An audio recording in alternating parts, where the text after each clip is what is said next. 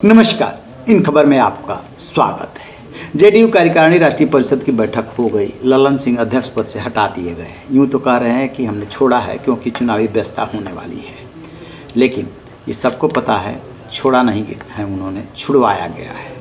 बहरहाल आज नीतीश कुमार पटना एयरपोर्ट पर पहुँचे, वहाँ पर उनका भव्य स्वागत किया गया। समर्थकों में काफ़ी उत्साह दिखा, साथ में ललन सिंह भी निकले, दोनों साथ ही गए। लेकिन अंदर की कहानी कुछ और ही है, उस पर बाद में चर्चा करेंगे। सबसे पहले ये वीडियो देखिए। नीतीश कुमार थोड़ा गदगद नजर आ रहे हैं।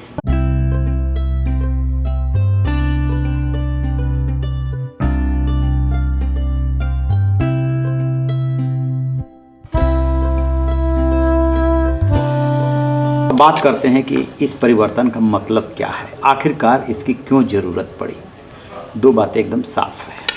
पहली बात, नीतीश कुमार को कहीं न कहीं इस बात का आभास था, फील हो रहा था, अंदर से हो रहा था कि जिस तरीके से कन्वीनर और प्राइम मिनिस्टरियल कैंडिडेट के लिए उनकी पार्टी को बैटिंग करना था, वो पार्टी ने बैटिंग नहीं की। अध्यक्ष के रूप में ललन सिंह ये काम नहीं कर पाए।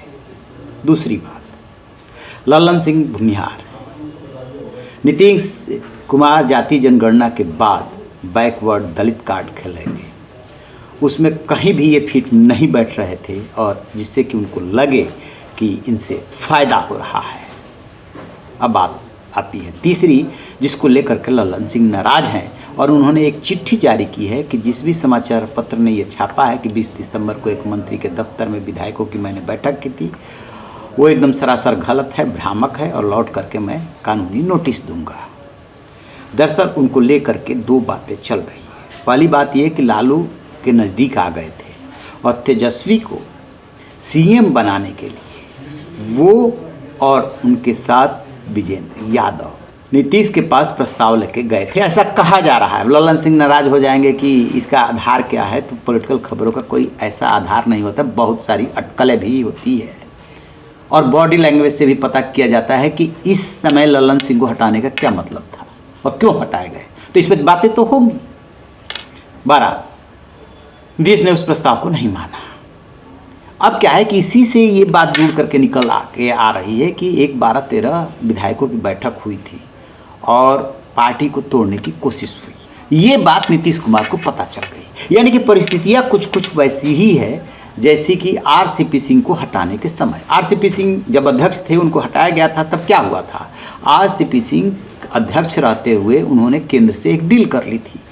उस डील में उन्होंने अपने को केंद्रीय मंत्री बनाने की बात मान ली अकेले को, जबकि नीतीश कुमार चाहते थे कि संख्या बल के हिसाब से कम उन्हें 2 सीटें मिले, वो नहीं मिला।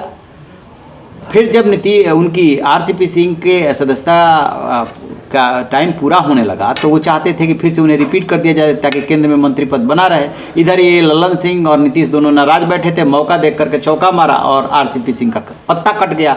आरसीपी सिंह की बीजेपी से नज़दीकी हो गई थी।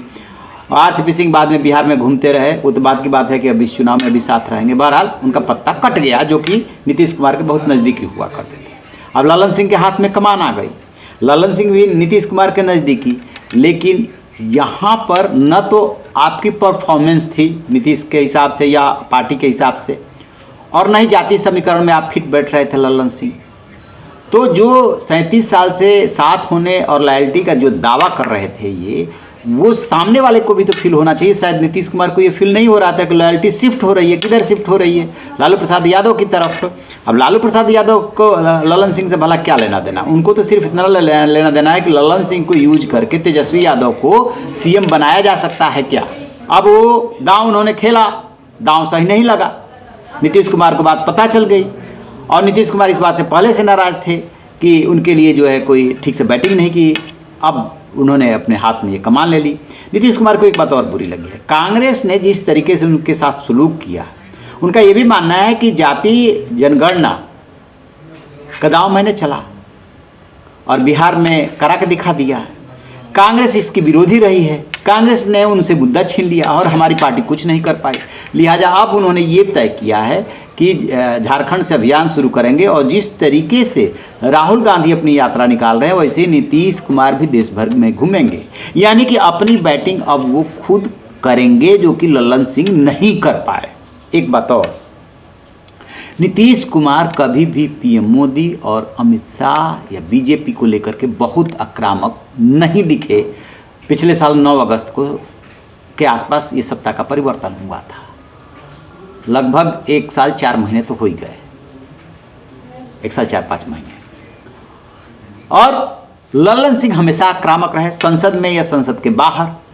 ये भी आरोप लगा कि हरिवंश सिंह को उपसभापति नीतीश कुमार ने इसलिए राज्यसभा में छोड़ रखा है ताकि वक्त जरूरत पड़ने पर बीजेपी के साथ बातचीत करने के लिए एक मीडिएटर रहे, जो हरिवंश सिंह बहुत बढ़िया से कर सकते हैं। शायद लल्लन सिंह इशारा नहीं समझ पाए।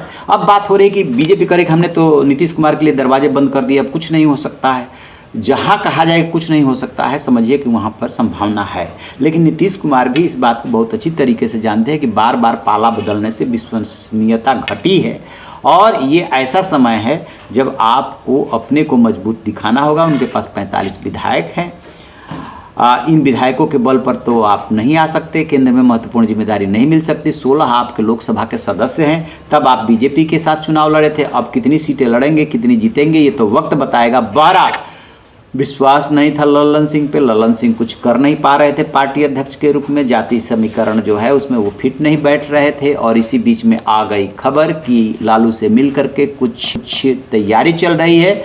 लिहाजा नीतीश कुमार ने बता दिया कि इस उम्र में भी उनकी पार्टी पे पूरी पकड़ है और वो राजनीति को जानते हैं, समझते हैं, वक्त पर फैसला ले लेते हैं।